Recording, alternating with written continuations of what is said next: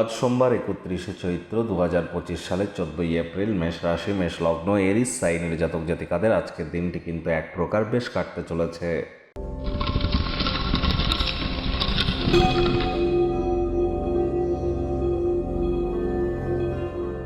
ভিডিওটির শুরুতেই স্ক্রিনে আপনারা দেখতে পাচ্ছেন নবগ্রহ বীজমন্ত্র। পারলে 9টি গ্রহকেই শান্ত রাখবার জন্যই নবগ্রহ বীজমন্ত্র প্রতিদিন 108 বার করে জপ করুন। একবার মুখস্থ হয়ে গেলে মাত্র 10 থেকে 15 মিনিট লাগে। এটি মনুষ্য জাতির সৃষ্টি নয়, স্বয়ং ব্রহ্মদেবের সৃষ্টি, যা কখনো অনর্থ হতে পারে না। ভুলভাল উচ্চারণ করলেও কোনো নেগেটিভ ইম্প্যাক্ট পড়ে না। একই সাথে 9টি গ্রহকে শান্ত রাখতে পারছেন, এর থেকে বেটার আর কি হতে পারে। আজ যেহেতু সোমবার, যারা মহাদেবের ভক্ত, মহাদেবের উপরে আজ আপনারা অভিষেক করাতে যেন ভুলবেন না। আর যারা চন্দ্রদেবের ভক্ত আছেন বা যাদের মানসিকভাবে আপনারা দুর্বল আছেন, রূপোর তৈরি কোনো জিনিস পরিধান করুন। চাঁদের আলোর নিচে আপনারা সন্ধেবেলার সময় বহমান জলে কাঁচা দুধ কিন্তু আপনারা ভাসিয়ে দিতে পারেন। আর দীর্ঘদিন ধরে যারা হতাশার মধ্য দিয়ে ভুগছেন, মায়ের কাছ থেকে একটি রূপোর তৈরি চেন বা হার নিয়ে গলায় পরে নিন। 1 কেজি আতপ চাল বা বাসমতি রাইস আপনারা সাদা কাপড়ে, সুতির কাপড়ের পুটলি করে বেঁধে বাড়ির উত্তর পূর্ব কোনো ঈশান কোণে রেখে দিন।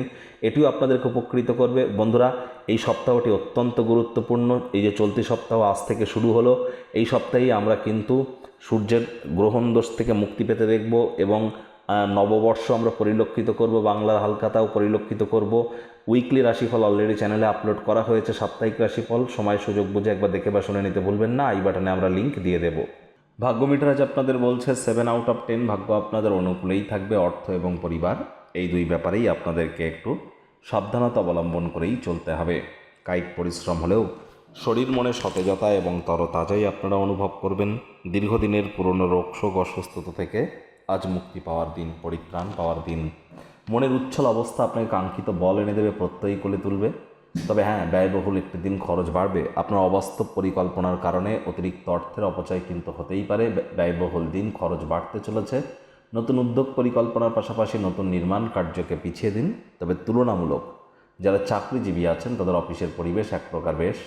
বস কলিগদের সাথে ভাব ভালোবাসা বাড়বে, কর্মে গতি অনুভব করবেন। রাজনীতিবিদ যারা আছেন, জনসংযোগ বৃদ্ধি করুন, সমাজে পপুলারিটিও বাড়বে। অবসরকালীন সময়ে মন্দির, মসজিদ, গুরুদ্বারা ভ্রমণ করুন।